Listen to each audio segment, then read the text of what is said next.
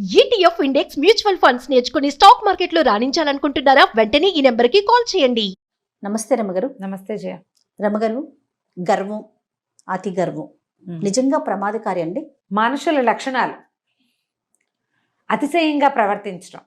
గర్వం అంటే ఏమిటి? బాగా కలిగి ఉన్నామన్న భావన. నాకేంటని, నాకు అన్నీ వచ్చనో తెలుసనో ఉన్నాయనో అంతా నాదేనో నేనంతకీ నేనే అనో ఏవో ఉంటాయి. అవి ఏవీ లేకపోయినా కూడా గర్వంగా ఉండేవాళ్ళు కొంతమంది ఉంటారు. అవును, నేను ఎవరికి తలవంచను, నేను ఎవరి మాట విన్ను, అంతా నాదే సాగాలి, నా ఇష్టం వచ్చినట్టే నేను ఉంటాను. ఇది డబ్బున్న వాళ్ళలోనే ఉంటుందని అనుకోవడానికి వీల్లేదు. అసలు డబ్బుకి గర్విష్ఠతనానికి సంబంధం కూడా లేదు. సాధారణమైన వాళ్ళు కూడా లొంగుబాటు లేని మనస్తత్వం. నాకు నచ్చదు, నేను ఇలాగే ఉంటా, అది కనపడుతూనే ఉంటాయి. అవునండి. ఇప్పుడు ఎవరికి తల వంచకుండా ఉండే ధీరోదాత లక్షణాలు బేసిక్ చిన్న వాళ్ళ దగ్గర కూడా ఉండొచ్చు. వాడు ఎవరి దగ్గర లొంగక్కర్లేదు, తనంత తను చేసుకోగలడు. ఎంతుంటే అందులోనే ఉంటాడు, వేరే వాళ్ళు ఎక్స్పెక్ట్ చేయడు, తలకాయ దించడు. ఈ క్యారెక్టర్లు మనకు సినిమాల్లో కూడా కనిపిస్తాయి. ఇప్పుడు ఇదొక పంద. అందరూ నాకు అన్నీ చేయాలి, కానీ నేను ఎవరికి లొంగను. ఇది ఒక రకం. ఇది రెండో రకం. అవును, ప్రతి వాళ్ళు నాకు లొంగు ఉండాల్సిందే. నీ దారి నువ్వు ఉండు, నా దారి అంటే నా ఇష్టం అని కాదు. నువ్వు నాకే పని చేయాలి, నువ్వు నన్ను బాగా చూసుకోవాలి, నన్ను గౌరవించాలి, ఎందుకంటే నేను గొప్ప, నాకు డబ్బులు ఉన్నాయి, లేదా నేను అందంగా ఉన్నాను, నాకు బాగా చదవచ్చు, ఇంకోటి ఏదో వచ్చు. తన చదువు మీద, తన ఉద్యోగం మీద, తన హోదా మీద, తన సంపదన మీద. ఇందులో తండ్రులు తాతలు సంపాదించి ఇచ్చిన ఆస్తులు కూడా ఉంటాయి. స్వార్జితం కాదు, సొంతంగా పైసాకి కొరగాని వాళ్ళు కూడా.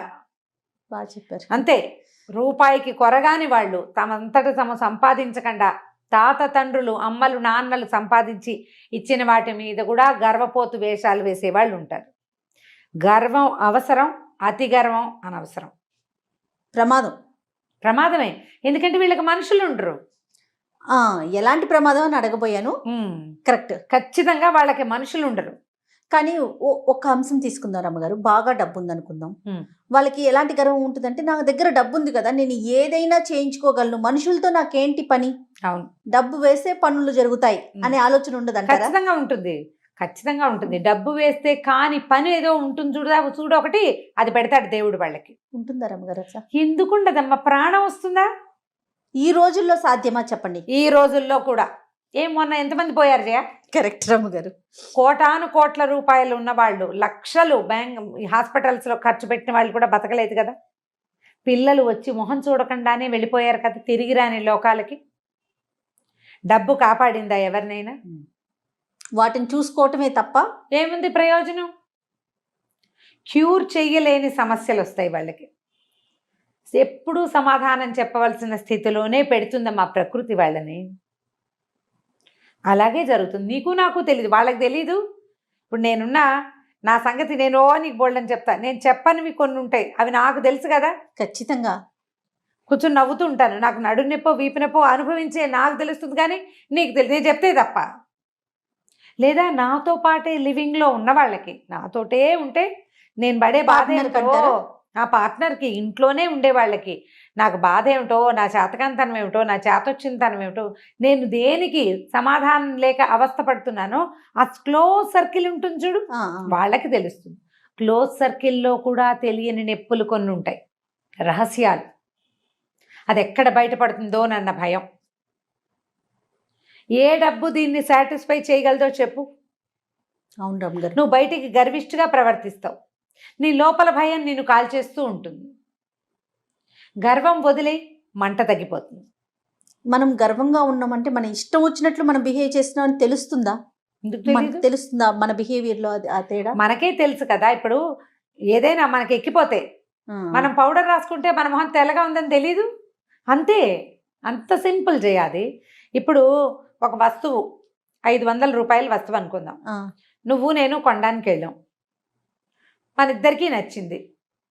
ఇప్పుడు నువ్వు 500 ఇస్తావు, నేను 1000 అయినా ఇస్తాను, నాకు కావాలంటాను, డబ్బులు ఉన్నాయి కాబట్టి.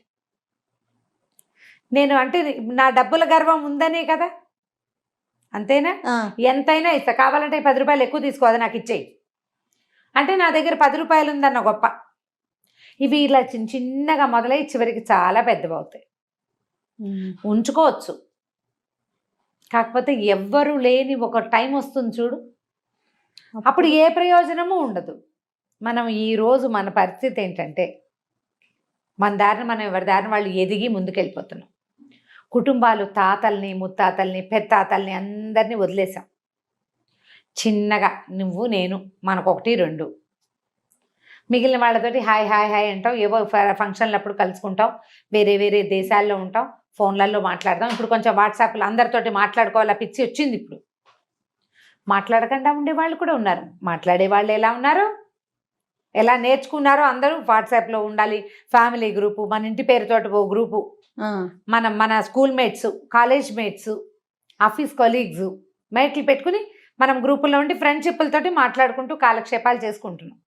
కొద్దిగా జన సమాజంలో అంటే సభ్య సమాజంలో ఉన్నట్టు జనజీవన స్రవంతిలో ఉన్న భావనలో ఉండేవాళ్ళు 50% ఉన్నారు. 50% ఏ స్రవంతిలోనూ లేకుండా కేవలం ఫ్రెండ్స్ మాత్రమే ఉంచుకుని మనకి ఫ్యామిలీని కానీ బ్లడ్ రిలేషన్ని కానీ ముట్టుకోని వాళ్ళు చాలామందే ఉన్నారు ఇప్పటికీ కూడా. ఇప్పుడు వీళ్ళ పరిస్థితి ఏంటంటే గర్వమేనా కారణం? అంతే. ఒకటి ఇబ్బందులు, వాళ్ళకేవో సమస్యలు ఉండొచ్చు, ఫ్యామిలీతో ప్రాబ్లమ్స్ ఉండదు, ఇష్యూస్ ఉంటాయి, గర్వం కూడా ఉండొచ్చు. ఇప్పుడు ఈ కలుస్తాను చూడు గ్రూపు, కలిసే గ్రూపుల్లో కూడా గర్విష్ఠులు ఉంటారు. నేను అది కొనుక్కున్నా, ఇది కొనుక్కున్నా, నేను ఏదైనా కొనేస్తాను, నేను అక్కడికి వెళ్తాను. అందరూ మామూలు వాళ్ళు అనుకో, ఒకళ్ళు కొంచెం డబ్బులు ఉన్నవాళ్ళు. నువ్వు ప్రతిసారి నువ్వు కొనుక్కున్న వస్తువులు, నువ్వు వెళ్తున్న ట్రిప్పులు, నువ్వు చేయగలిగే హోష్ చూపించకూడదు. వీళ్ళు నీతో హలో హలో అంటారు కానీ వీళ్ళు నీతో మనసిచ్చి ఉండరు. ఎందుకంటే నువ్వు అన్నీ చేసేస్తావు, మన వల్ల ఏం కాదు. మిగిలిన వాళ్ళకి ఈర్ష్యాసూయలు పెరుగుతాయి. అవును, ఒకళ్ళ గర్విష్ఠతనంతో మిగిలిన వాళ్ళకి వస్తాయి. ప్రధానమైందమ్మా, అరిషడ్ వర్గాన్ని జయించడం చాలా కష్టం. ఎప్పుడు చెప్తారు రమ్మగారు మీరు ఈ మాట, అక్షరాల నిజమండి. చిన్న వాటిని కూడా మనం బీట్ చేయలేకపోతాం. మనం బీట్ చేయలేని పెద్ద బ్రహ్మ పదార్థం మన మనసు. అది పరిపరి విధాల వెళ్ళిపోతూ ఉంటుంది.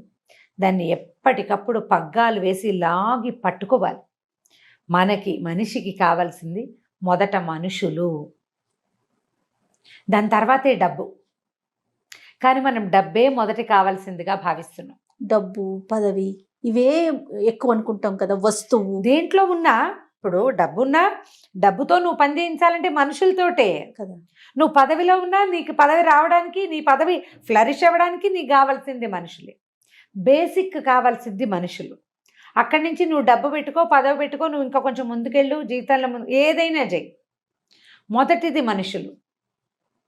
నేను కింగ్ని క్వీన్ అన్న భావాల్లో ఉంటే తగ్గించుకోండి. కింగ్ క్వీన్లకి కూడా జరా మరణాలు తప్పవు. మామూలు విషయాన్ని కూడా మనం కర్మల వైపుకి తీసుకెళ్ళాలి. మనం దేని నుంచి తప్పించుకోలేము. ఆలోచించండి. ఇప్పుడు నేను చెప్తుంటే ఎవడో ఇక్కడి నుంచి పట్టుకెళ్ళి అక్కడ పెట్టారు అనిపిస్తుంది. కానీ సూక్ష్మంగా ఆలోచిస్తే ఎండ్ ఆఫ్ ద డే ఎంత అర్థం ఉందో. రాత్రి మనం మంచం మీద పడుకున్నాక తెల్లవారి లేస్తామని మనకి తెలుసా? గ్యారంటీ ఉందా? లేదు. మరుక్షణం తెల్లవారి మనం లేవకపోతే ఎవరెవరు వస్తారో మనకు తెలుసా? ఎవరు మనం లేవని దానితో పాటు నిలబెడతారో వాళ్ళని మనం ఉంచుకున్నామా అని ఒక్కసారి ప్రశ్నించుకోవాలి మనం. అప్పుడు నువ్వు గర్వంగా ఉంటావా, ఈగోయిస్టిక్గా ఉంటావా, అహంకారంతో ప్రవర్తిస్తావా? నీ డబ్బు మదానో పదవినో అధికారాన్నో దీన్ని ప్రదర్శించడం వల్ల దేన్నైనా మనం కోల్పోతామా? మనతో పాటు ఉన్న వాళ్ళని మిగిలిన వాళ్ళు సపోర్ట్ చేస్తారా చేయరా? ఇది కదా మనం ఆలోచించుకోవాలి. ఇప్పుడు చిన్నపిల్లలు 25 ఏళ్ళు 30 ఏళ్ళు 35 ఏళ్ళు వచ్చేదాకా హుమ్మస్సులో తెలీదు. వాళ్ళకి సమాజం చాలా అవసరం. మొదటంతా సపోర్ట్ కావాలి, తర్వాత అంతా హెల్ప్ కావాలి, మారల్ సపోర్ట్ కావాలి. కానీ ఇది అత్యవసరము అనే విషయం తెలిసేసరికల్లా ఇవన్నీ చేయి జారిపోతాయే. మనకు అర్థమవుతుంది నలుగురు కావాలిరా నాయనా అని. అవునవును. ఆ నలుగురు కావాలని మనకు అర్థమయ్యేసరికల్లా నలుగురు కాదు 40-50 మందిని చెడగొట్టేసుకుంటాం మనం. చెడగొట్టుకోకుండా ఉండాలంటే అది నేర్చుకోవాలి, నేర్పించాలి. గొప్ప అహంకారం, నేను చాలా ఇది, మాకు అవి ఉన్నాయి, మాకు ఇవి ఉన్నాయి, మాకు ఏదో ఉంది. మాకు మనుషులు ఉన్నారా అని ప్రశ్నించుకోండి. డబ్బిస్తే వచ్చేవాళ్ళు కాదు, మన కోసమే వచ్చేవాళ్ళు, మనతోటి ఉన్నవాళ్ళు. దాన్ని గనక మనం ప్రశ్నించుకుంటే, ప్రతి రాత్రి ప్రశ్నించుకుని చూడండి కొన్నాళ్ల పాటు. ఇవాళ స్టార్ట్. ఎస్, మనకి బాగుండకపోతే మన ఎవరెవరు పలకరిస్తారు, మన ప్రాబ్లంని మనం ఎవరెవరికి చెప్పుకోగలం, నా సమస్యని నేను ఎవరికి షేర్ చేయగలుగుతాను, ఆ షేర్ చేయగలిగిన వాళ్ళలో ఎందరూ నాకు చిన్న సొల్యూషన్ అయినా ఇవ్వగలరు, సొలేస్ కొంత ఓదార్పుని ఎవరు ఇవ్వగలుగుతారు? జస్ట్ ఓదార్చడానికైనా చాలు చెయ్యొద్దు. ఎంతమంది ఉన్నారు అని ప్రతివాడు ఆలోచించుకుంటే, గర్విష్ఠగా ఉందామా వద్దా, నేను కింగ్ని అని నా యుగోని ప్రదర్శిద్దామా వద్దా అనేది అప్పుడు ఆలోచించుకోవచ్చు. ఇది ఇండివిజువల్ ఆలోచన కదా. అంతేగా రమ్మగారు. మనం బిహేవ్ చేస్తుంటే పిల్లలు అవే కదా నేర్చుకుంటారు. ఖచ్చితంగా. రేపొద్దున వాళ్ళకి ఉండరు. ఇప్పుడు మనకేం 15 మంది పిల్లలు ఉన్నారా? అవును, 2 లేదా 1. మన తర్వాత మన పిల్లలతోటి సమాజం ఉండాలా? సమాజాన్ని వాడు ఉంచుకోవాలి. ముందు మనం ఉంచాలి, తర్వాత మన పిల్లాడో పిల్లో సమాజాన్ని ఉంచుకోవాలి. ఇది మన ప్రాక్టీస్గా ఉంటే వాళ్ళకు కూడా ప్రాక్టీస్గా ఉంటుంది. ముందు ఫ్యామిలీని, తర్వాత మనతో పనిచేసే వాళ్ళని, సర్కిల్ని, మన చుట్టూతా ఉన్న సమాజాన్ని, చుట్టుపక్కల ఉన్న ఇళ్ల వాళ్ళని, వీడు మన ఊరి వాడే అనే ఒక గుర్తింపుని, దాన్ని కాపాడుకోవడానికి ట్రై చేయండి. ప్రతి మనిషికి గర్వం ఉంటుంది. మా ఇల్లు, మా తాత, మా నాన్న అంత గొప్ప పని చేశారు చెప్పుకుంటాం. మిగిలిన వాళ్ళని తక్కువ చేయకూడదు. ఎవరి గొప్ప వాళ్ళది. అంతే కదా. గొప్ప చెప్పుకోవడం వరకే ఉండాలి, కానీ ఆ గొప్పలోనే జీవిస్తామని మాత్రం ఉండకూడదు. లేదా నేనే బ్రహ్మాండంగా చదువుకుని ఐఏఎస్ అయిపోయాను. ఐఏఎస్ అధికారులందరూ పైన ఎక్కడ ఉండద్దు, మనుషులతో మాట్లాడకుండా ఉండాలి. వాళ్ళు కష్టపడి చదివారు కదా. అవును. ఆ కష్టం విలువ తెలిసి వాళ్ళు సాధారణ ప్రజతో కలిసి ఉంటే బాగుంటుంది. గుర్తు పెట్టుకుని రాత్రికి ప్రశ్నించుకోండి. తప్పకుండా రమ్మగారు. నమస్తే. నమస్తే జయ.